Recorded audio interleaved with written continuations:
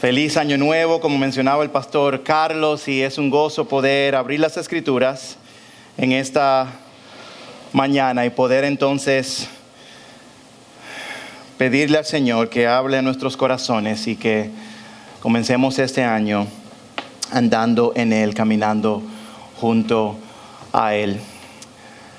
Permítame orar y iniciamos. Padre,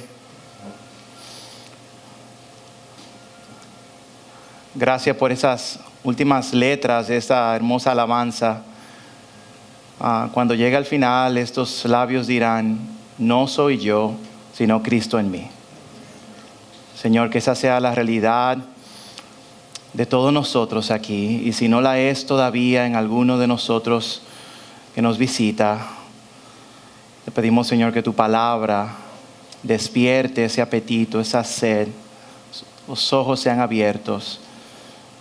Y que esas palabras se hagan realidad en el corazón de cualquiera que está en medio de nosotros. Señor, te necesitamos. Padre, gracias por la bendición tuya en este año que pasó, 2023. Vimos tu mano y tu gracia y tu provisión de una manera extraordinaria. Y este año, Señor, queremos iniciar volviendo a la cruz, recordando el Evangelio y sus implicaciones. Es que, Padre, guíe mis palabras, mis pensamientos, denos oídos y corazones prestos a no solamente escuchar tu palabra, sino también hacedores de ella. En el nombre de Jesús. Amén. En la mañana de hoy iniciamos, quisiéramos tener, hablando con los pastores, enfocarnos en uno de nuestros valores que como iglesia nosotros tenemos, y es el valor de la centralidad del Evangelio como iglesia. ¿Por qué este valor es tan importante? Bueno, el Evangelio es el centro, es la motivación de lo que hacemos. El Evangelio queremos que sea ese mensaje central que permee absolutamente el todo de nuestras vidas. Que nuestro ministerio sea marcado por el Evangelio, que nuestras vidas sean transformadas por el Evangelio. Y es nuestro deseo entonces, juntos, colectivamente, mirar una vez más a la cruz, mirar una vez más al Evangelio y recordar la importancia y las implicaciones del mismo en nuestras vidas. Así que como leímos en Colosenses capítulo 2, versículo 6, lo leeré una vez más. Por tanto, de la manera que recibieron a Cristo Jesús, el Señor, así anden en Él, firmemente arraigados y edificados, confirmados en su fe, tal como fueron instruidos, rebosando de gratitud. Una de las cosas interesantes que sucede, especialmente dentro del mundo creyente cristiano, muchos que hemos crecido en la iglesia, es que cuando escuchamos la palabra evangelio, inmediatamente nosotros tendemos a pensar en alguna persona que necesita el evangelio, ¿verdad que sí? El vecino, el amigo, compañero de trabajo. Inmediatamente conectamos el evangelio como una necesidad a otros y no tanto una necesidad continua en tu vida y en mi vida, aún como creyentes. Es interesante que el creyente nunca va a sobrepasar su necesidad del Evangelio. Todo creyente, toda persona que está sobre la faz de esta tierra, siempre habrá de necesitar el volver y permear su vida continuamente del Evangelio. Y una ilustración que he utilizado en las clases de visión y fundamento y que la utilizo una vez más, es que el Evangelio es ese mensaje básico, central, pero a la vez complejo, importante y esencial para la salvación de las personas y para el caminar de todo creyente. Por ejemplo, ¿quiénes aquí son buenos con las matemáticas? Levante su mano sin temor. Eso es bueno, ser humilde. Yo soy bueno en matemática. Como ustedes pueden ver, yo no levanto la mía por alguna razón. Pero yo recuerdo que cuando estaba en el Colegio Bautista Cristiano, y comenzaron a enseñarnos matemática en primaria, ¿verdad? Y nos enseñaba lo básico, suma, multiplicación, resta, división. el maestro hacía un énfasis y un enfoque en que nos aseguremos que nosotros aprendiéramos estos elementos básicos bien. Asegúrense de estudiar la tabla de la multiplicación. Y nos ponían todos estos ejercicios que comenzaban entonces a desarrollar nuestro conocimiento en el área de las matemáticas. Pero cuando llegamos a secundaria y comienza a complicarse, y llega álgebra, trigonometría, y todo comienza entonces a volverse como un mapa que tú no sabes hacia dónde vas. Mami decía: Manuel, voy a tener que llamar a Jairo para que te dé tutoría de matemática. Y yo: sí, mami, lo siento que usted está gastando dinero conmigo en eso. Y cuando llegaba donde el profesor Jairo, Ramón, él decía: Manuel, vamos a volver a lo básico. Vamos a volver otra vez a la suma, resta, división, multiplicación. Vamos a volver al inicio una vez más, porque ese fundamento es lo que te va a ayudar a lidiar con las complejidades de las matemáticas cuando ellas crecen. Y de igual manera, la vida cristiana en un sentido tiene ese mismo tono, tiene esa misma necesidad. Que mientras más compleja se vuelve la vida, el día a día, tú y yo debemos hacer, como el maestro me decía, volvamos a lo básico.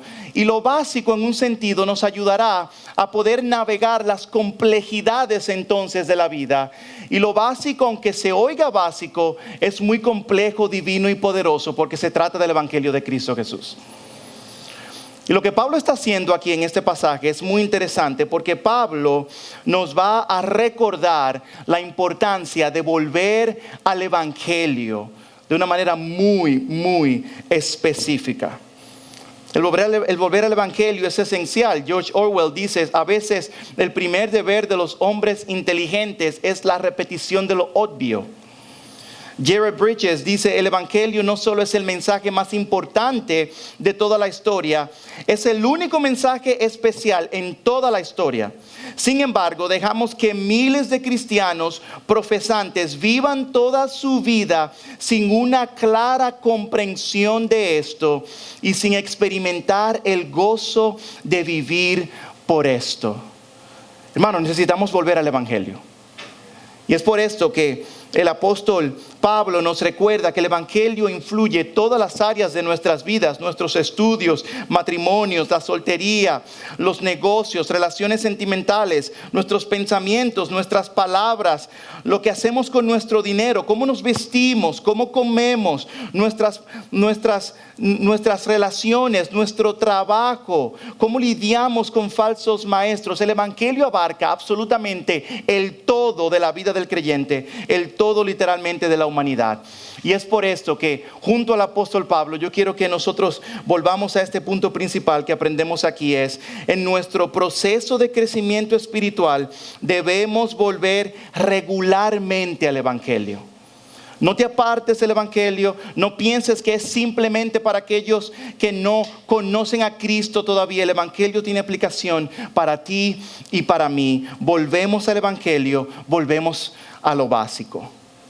Pastor, ¿cuáles son algunas de esas razones que el apóstol Pablo nos presenta aquí que nos mueven y nos llaman a que volvamos regularmente al Evangelio? Bueno, la primera razón que el apóstol Pablo nos da, de las dos que estaremos viendo esta mañana, es la siguiente: el Evangelio nos apunta a Cristo. Por eso debemos volver al Evangelio. Miren cómo dice el pasaje: por tanto, de la manera que recibieron a Cristo Jesús el Señor. De la manera que recibieron a Cristo Jesús el Señor. Pablo está escribiendo esta carta a la iglesia en Colosa. El apóstol Pablo escribió esta carta y él no tuvo la oportunidad de estar presente en esta iglesia, en esta región aquí, porque se encontraba encarcelado en Roma. Pero un discípulo fiel de Pablo, Epafras, llevó el Evangelio de Cristo a esta región y muchos vinieron a Cristo. Y Pablo entonces escribe regularmente con estos hermanos, animándoles a ellos a continuar firmes en su fe. Incluso en el versículo 5 de nuestro pasaje, Pablo les celebra lo que Dios está haciendo. Dice: porque aunque estoy ausente en cuerpo, no obstante en espíritu estoy con vosotros, gozándome y mirando vuestro buen orden y la firmeza de vuestra fe en Cristo. Pablo está diciendo: yo le doy gracias a Dios porque ustedes han permanecido firmes. en medio de un mundo, de una sociedad que estaba infiltrando una filosofía y doctrinas erróneas a la iglesia de Cristo en ese entonces, como era el ascetismo. El ascetismo, dicen aquí los teólogos, es una práctica o estilo de vida que implicaba la renuncia de ciertos placeres mundanos, comodidades materiales y a menudo la autonegación, con el objetivo de buscar una mayor disciplina espiritual o moral. El ascetista lo que decía era: yo me voy a apartar absolutamente de todo. El cuerpo es malo, el espíritu es lo que realmente cuenta. Yo voy a sacrificar mi cuerpo, yo voy a hacer cosas que me hagan sufrir intencionalmente. Y Pablo dice: no dejen que estas filosofías, no dejen que estas costumbres, no dejen que estas malas enseñanzas que están poniendo el nombre de Cristo como si no tuviera el valor que Él merece, infiltre la iglesia de Cristo. Y yo le doy gracias a Dios, dice Pablo, porque ustedes de una manera u otra han permanecido firmes. Y luego les dice: ahora yo les digo eso a ustedes. Así como ustedes recibieron a Cristo al principio, yo creo que también ustedes vivan de esa manera. En otras palabras, recuerden, repasen en sus mentes y en sus corazones, revivan las verdades del Evangelio en sus vidas en estos momentos. Porque el Evangelio apunta a Cristo. Versículo 6, la frase "por tanto" en este pasaje es una transición lógica. Él ha estado hablando a ellos acerca de la supremacía de Cristo en el capítulo 1, versículos 15 al 19. Cristo es supremo, porque de Él y por Él y para Él son todas las cosas, y Él sea la gloria por los siglos de los siglos. Y en base a todo lo que les he dicho, entonces, yo quiero que ustedes hagan un ejercicio muy importante. Así como recibieron el mensaje de salvación por medio de Cristo, yo necesito que ustedes entonces lo revivan una vez más. Y él sigue diciendo: la manera que recibieron a Cristo. La pregunta entonces es: ¿cómo recibieron ellos entonces a Cristo? La palabra aquí, recibieron, en el original, hace una observación uno de los expositores aquí en un comentario bíblico. Habla de una enseñanza pasada de generación o de cultura a otra cultura, y es la enseñanza de salvación por medio de Cristo Jesús. Ellos recibieron entonces el mensaje puro, sin mancha, el mensaje directo de que Cristo y solo Cristo salva, de que todas estas cosas no valían la pena, que solamente Cristo era el enfoque de su atención. Pero miren cómo él sigue diciendo: a Cristo Jesús, el Señor. Recuerden que la lucha ascética que estaba viviendo allí Pablo, que estaba contrarrestando Pablo, quería poner en cuestión la soberanía y el control o el señorío de Cristo. Y Pablo les dice: el evangelio que habéis recibido, como habéis recibido a Cristo Jesús, el Señor. En el original lo que está diciendo literalmente: el que es el Señor. En otras palabras, tú debes volver al evangelio, porque cuando tú miras al evangelio, tú miras a Cristo. Miren cómo él nos dice: recuerden lo que le enseñó Epafras y acuérdense de lo bueno que era Epafras.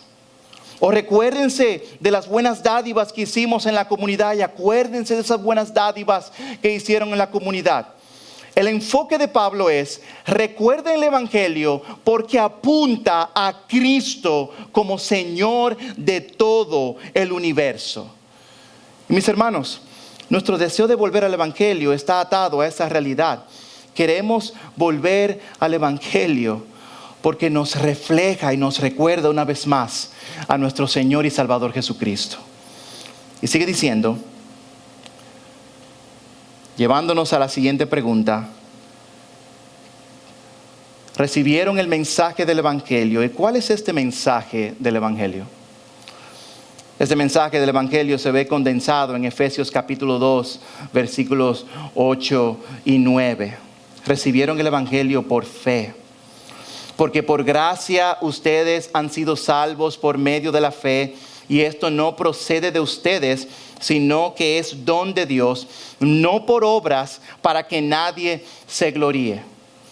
Ellos recibieron el evangelio por la fe. El evangelio fue predicado y el Señor entonces permitió que ellos pudieran ejercitar entonces la fe de ellos para ellos recibir el mensaje de Cristo. Y el evangelio es vital, la fe es vital en este proceso de venir a ser un hijo de Dios, de venir a ser un creyente. La fe dice: yo creo que lo que Dios dice acerca de Él y acerca de mi pecado es cierto. La fe dice: yo descanso en la verdad que ha sido revelada en las Escrituras. La fe dice: así como yo me siento en una silla sin pensarlo dos veces porque sé que me va a sostener, la fe dice: yo descanso en la promesa, en el perdón, en la redención que Cristo ofrece en la cruz del Calvario por pecadores como tú y como yo. Y cuando Cristo habla y dice: venid a mí todo el que esté cansado, cargado y trabajado, y yo os haré descansar. Cuando Cristo me llama a arrepentirme de mis pecados, yo creo que solamente en Él y solamente por Él y para Él yo puedo recibir esta salvación, y yo me siento y descanso en Él. En Juan capítulo 3:36, el que cree en el Hijo tiene vida eterna. El que no cree al Hijo no verá la vida, sino que la ira de Dios permanecerá sobre él. En Juan 7:38, el que cree en mí, una vez más, el creer, como ha dicho la Escritura, de lo más profundo de su ser brotarán ríos de agua viva. En la cruz del Calvario, Cristo, nos dice la palabra, absorbió la ira de Dios que debió caer sobre cada uno de nosotros por nuestros pecados. Y Cristo entonces allí en la cruz pagó, tomó el lugar. Él vino a ser nuestro sustituto. Tú y yo debíamos ser aquellos los que debieran haber sido fulminados por nuestra pecaminosidad en frente de un Dios 3 veces santo, sublime, poderoso, creador del universo. Y Cristo viene y voluntariamente, por el gozo puesto delante de Él, toma la cruz por ti y por mí. Y los colosenses, al escuchar este mensaje, el Señor abrió sus ojos y ellos dijeron: yo creo, yo creo. Pero el otro elemento del evangelio que les permite a ellos haber recibido el evangelio, no solamente la fe, sino también el arrepentimiento. Fe y arrepentimiento.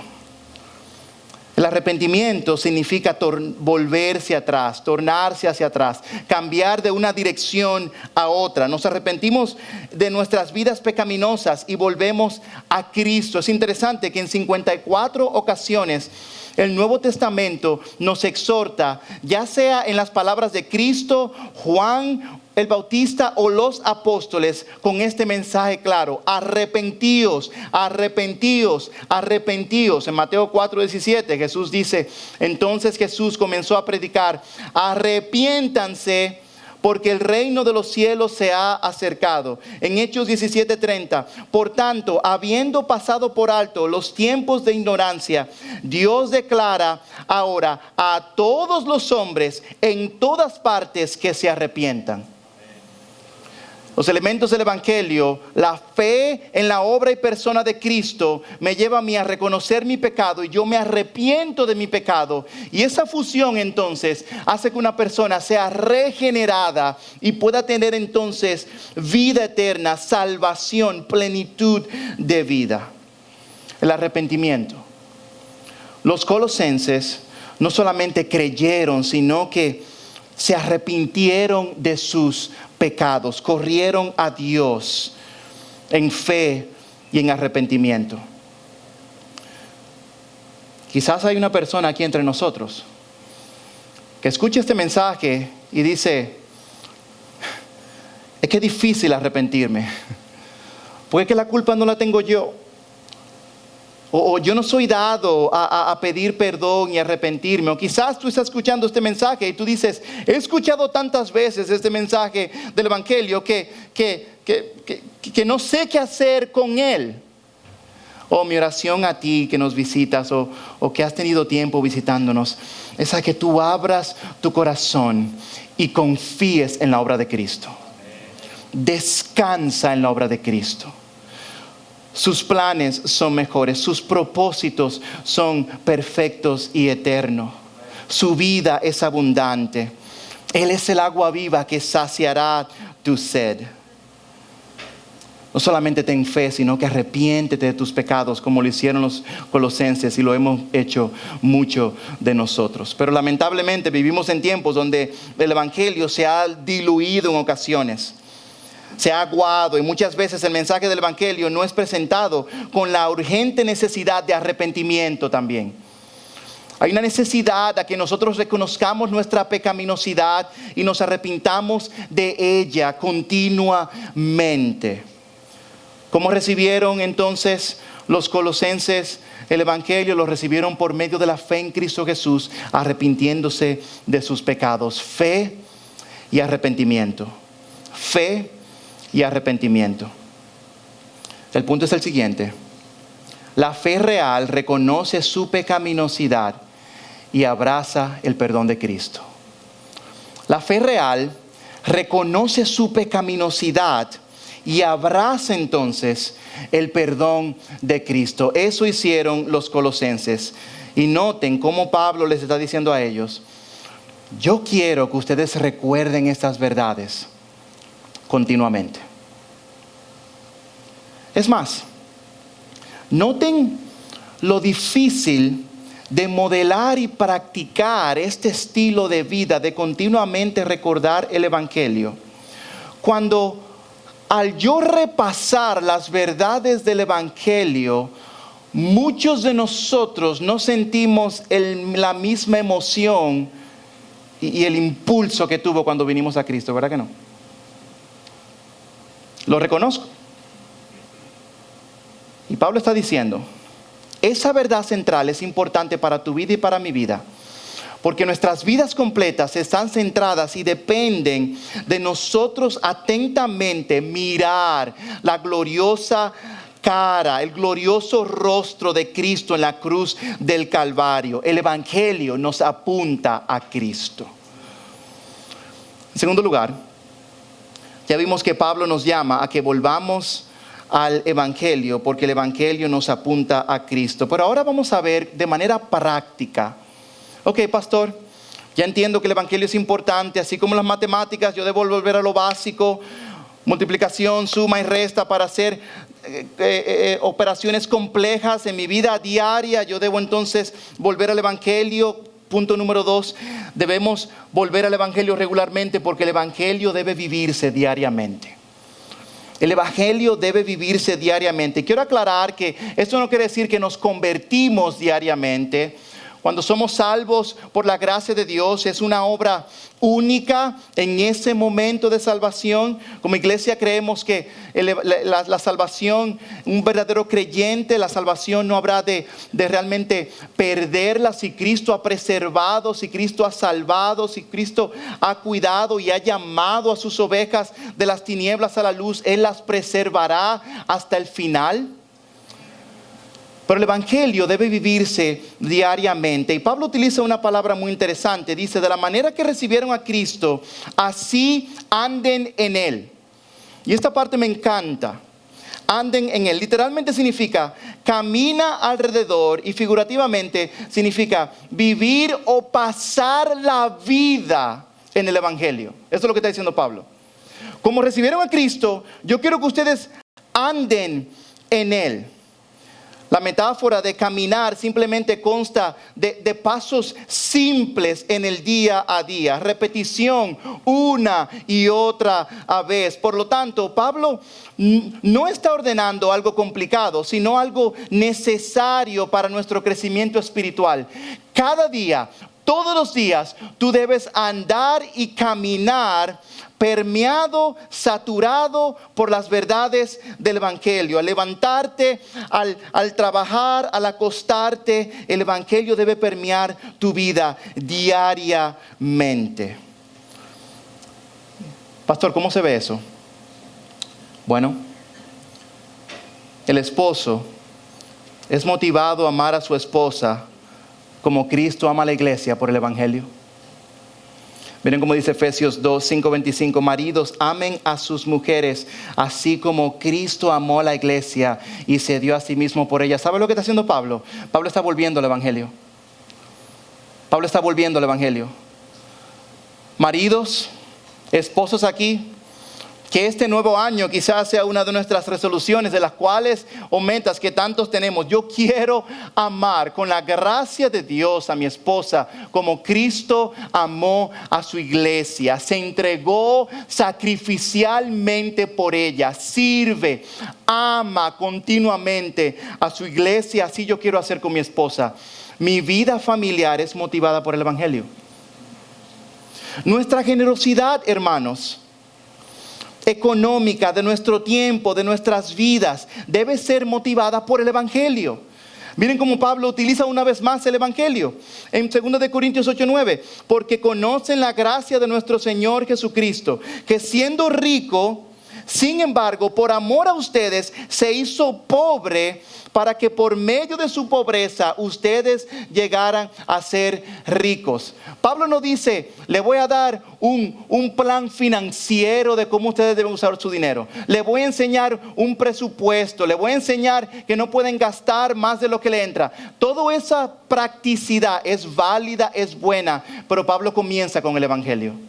Cristo ha sido tan generoso con nosotros que se entregó Él mismo, siendo rico, se hizo pobre para que por medio de Él nosotros podamos experimentar su riqueza. Mi hermano y hermana, tu generosidad en tiempo, dinero y esfuerzo debe ser motivada por el Evangelio. Y cuando lleguen esos momentos en los cuales tu fe es probada, y tú tiendes a guardar o a retener más de lo que Dios mismo te dice en tu corazón que tú puedas dar o contribuir a una causa o a una necesidad, tú recuerdas el Evangelio. Ay, Señor, esto es el único chin que me queda. Ya pasó diciembre, ya di para la ofrenda misionera, ya enero parece que tiene como 80 días. El dinero no me da. Y el Evangelio te dice, ¿sabes qué? Cristo se hizo pobre por ti. Y dentro de tus posibilidades y dentro de tu contexto, modela también la riqueza de Cristo siendo generoso con otros. De manera práctica, el Evangelio también se vive cuando como creyentes estamos tentados a dudar del amor de Dios, del cuidado de Dios, de la provisión de Dios en medio de momentos difíciles. Oh, hermanos, todos hemos estado allí, en momentos en los cuales la crisis toca la puerta de nuestros corazones continuamente. Quizás se fuiste tú este año pasado y tú cuestionas, Señor, ¿realmente tú estás conmigo, Señor? ¿Realmente tú estás obrando? Y el Señor te recuerda, el apóstol Pablo, por medio del Evangelio, en Romanos 8:32, que el que no negó a su propio Hijo, sino que lo entregó por todos nosotros, ¿cómo no nos dará junto con Él todas las cosas? Miren cómo responde Pablo. Pablo dice, yo te voy a dar el Evangelio. Es cierto, esas emociones son reales. Esas emociones son pertinentes para el momento en el cual te encuentras ahora mismo. Pero recuerda, si Él lo dio todo por ti, ¿acaso no vendrá a socorrerte? ¿Acaso no vendrá a rescatarte? Pablo está increíble, haciendo cirugía a nuestros corazones y continuamente vuelve al Evangelio. Oh, mis hermanos, en el día de la adversidad y la soledad, ¿sabía usted que en Inglaterra se ha creado el ministerio de la soledad? Las personas se sienten tan solas y desahuciadas que el gobierno tuvo que crear una institución para buscar maneras de cómo ser de ánimo, aliento y ayudar a esas personas en necesidad. Y la Iglesia de Cristo definitivamente provee esa comunidad, esa vida en familia que te permite luchar en contra de la soledad. Pero corremos a Juan capítulo 14, versículo 16, que nos dice: yo rogaré al Padre y Él les dará otro consolador para que esté con ustedes para siempre. El Evangelio nos otorga a un consolador. El Evangelio nos provee a alguien que cuando tú estás en tu cuarto, que tus lágrimas, ya no tienes más lágrimas que sacar por la soledad o por el dolor o por la opresión. El Evangelio te dice: porque Cristo murió en la cruz del Calvario, ahora tú tienes a alguien que te acompaña en este momento. Ahora tú tienes a alguien que camina contigo. Ahora tú tienes a alguien que cuando tú no sabes cómo orar, el Espíritu toma esas palabras, toma esa blavería que tú estás diciendo y la presenta delante de Dios como una oración hermosa delante del Padre Celestial. El Evangelio nos provee un consolador en medio de la soledad. Oh, hermanos, en momentos en los cuales se nos hace difícil perdonar. Quizás es un reto para ti este año. Quizás el Señor está comenzando a trabajar en tu corazón a personas, relaciones que el Señor te está llamando a perdonar. Y tú dices: yo no puedo. Yo absolutamente no puedo. No se merece mi perdón. Colosenses nos recuerda, el mismo Pablo más adelante en el capítulo 3, versículo 13, dice: como Cristo los perdonó, así también háganlo ustedes. ¿Qué hace Pablo? Él conecta el perdón con el Evangelio. Mucho nos ha sido perdonado en la cruz del Calvario, mis hermanos. En momentos que somos sobrecogidos por nuestro propio pecado, ¿cuántos de nosotros hemos pasado por ese momento? En los cuales quizás desde el principio de año ya venimos en estos primeros 7 días del 2024, ya venimos con luchas, ya venimos con tentaciones, ya venimos todos golpeados aquí a la iglesia, luchando con pecados o con el desánimo en solamente 7 días. ¿Y sabe qué? Bienvenido al club. Así estamos muchos de nosotros. Y cuando nos sentimos sobrecogidos y atacados y desanimados por causa de nuestro propio pecado, de esas áreas en las cuales yo quiero crecer, pero a veces como que no puedo zafarme de ellas, ¿saben qué? Caminamos y corremos al Evangelio una vez más. Y recordamos que en la cruz del Calvario el Señor exclamó a gran voz: consumado es. Tus pecados pasados, presentes y futuros han sido clavados en este madero. Y ahora tú tienes a un abogado para con el Padre, a Jesucristo nuestro Señor. Y ¿sabes qué? Si confesamos nuestros pecados, Él es fiel y justo para perdonar los pecados y para limpiarnos de toda maldad. Sí, hermanos, tendremos frustraciones y nos sentiremos que el pecado en ocasiones gana ventaja, pero corremos al Evangelio y abrazamos a Cristo, quien con su gracia ya nos ha perdonado. Y porque hemos sido perdonados, ahora vivimos una vida queriendo vivir por la gracia de Él en una lucha continua contra ese pecado. ¿Quién aquí se ha sentido frustrado o estancado en su peregrinar muchas veces? Hebreos 4:15 nos lleva al Evangelio. Porque no tenemos un sumo sacerdote que no se compadece de nuestras flaquezas, sino uno que ha sido tentado en todo como nosotros, pero sin pecado.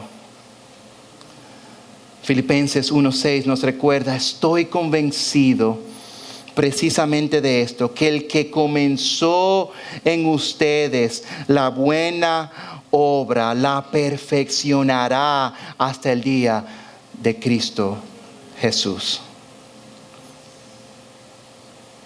El ejercicio que acabamos de hacer es el ejercicio que Pablo nos llama a hacer cuando Él nos dice: andad en Él. Andad en Él. Y yo te motivo que en tu diario vivir, en tu tiempo en la palabra, o al caminar, o al manejar, que tú te hagas la pregunta, en cualquier circunstancia en la que te encuentres, ¿qué dice el Evangelio acerca de mi situación en este momento? ¿Qué dice el Evangelio acerca de mi situación en este momento? Hay conflicto en la casa, el Evangelio me dice, yo debo perdonar como Cristo perdonó a otros. Estoy tentado a ser tacaño, el Evangelio me dice, Cristo fue generoso contigo, tú debes ser generoso con otros. Siempre hagamos esa pregunta en nuestros corazones. ¿Qué dice el Evangelio en este momento? Y es un ejercicio, mis hermanos, que con el tiempo uno comienza a adiestrarse en el conocer y aprender. Y recordemos que el Evangelio es un océano de verdades y principios que no podemos llegar a ellas completamente por la grandeza y lo infinito de nuestro Señor y Salvador. Pero recuerda esta pregunta: ¿qué dice el Evangelio acerca de la situación en la que me encuentro ahora mismo? Por último, recuerdo con mucha vergüenza yo mismo que mi hijo Josué estaba jugando pensando sobre este tema del Evangelio. Mi hijo Josué estaba jugando en el parqueo de la casa y hay un vecinito que vive al frente y el vecino le dicen: oye, tú eres gringo, ¿qué tú haces aquí? Y dice Josué: mis padres están aquí y nos mudamos aquí. Y él: qué raro, porque allá en Gringolandia ustedes están mejores que aquí, ¿por qué ustedes vienen para acá? Y Josué se puso medio rojo y no sabía qué decir, y terminaron jugando. Y luego Josué entró a la casa avergonzado y dijo: papi, me dio vergüenza decirle que somos misioneros, que estamos plantando una iglesia. Y en ese momento, la verdad que nos llegaba a la mente era la misma verdad del Evangelio. ¿Qué dice el Evangelio acerca de la situación de Josué? El que se avergonzara de mí, yo me avergonzaré de él. Y el Evangelio, en un sentido, nos llama a sufrir como Cristo sufrió por nosotros. ¿Ven cómo en algo tan sencillo se aplican las verdades del Evangelio, tanto a la vida de Josué como a la mía? Y yo, como padre espiritual, pude entrenar a Josué allí más o menos en cómo responder sin temor. Y luego la vecina del frente, yo estaba con los niños afuera en la parte de atrás del apartamento, y la vecina del frente, bien católica, y estábamos hablando acerca de la vida y lo difícil que es la vida y los engaños y abusos que existen en este mundo, y cómo la religión en ocasiones ha dañado y ha afectado el mundo en el que vivimos. Y luego me pregunta: ¿y tú qué haces para vivir?